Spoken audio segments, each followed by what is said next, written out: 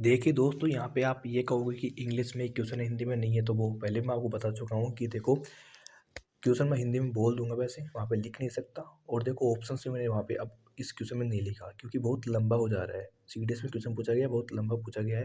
Question में वाक्य में कुछ है नहीं। देखो मैं बताता हूँ आपको। यहाँ पे कह रहा है कि रोम्बस है। रोम्बस का मतलब सबको पता होगा, समचतुर्भुज होता है, ठीक है। तो एक समचतुर्भुज है, ठीक है।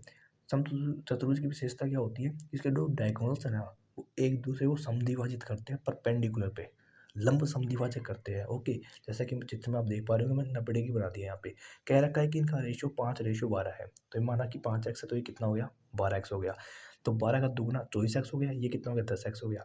आपको पता है कि ट्रिपलेट यदि 90 डिग्री होता है तो ट्रिपलेट बनता है 5 5 12 13 का। कितने का बनता है? 5 12 13।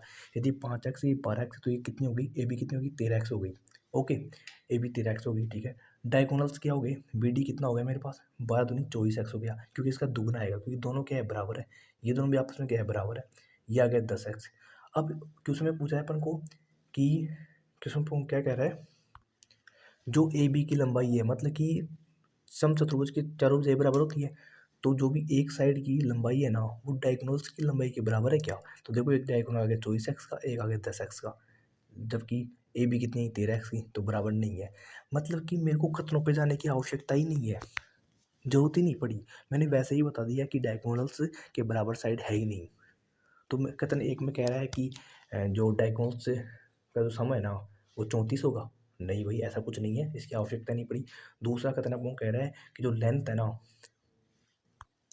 लेंथ है ना लंबाई किसकी, इसकी भुजा की, वो 13 है। भाई ऐसा कोई आवश्यकता नहीं पड़ी। मतलब कि मेरा option number D is the correct answer.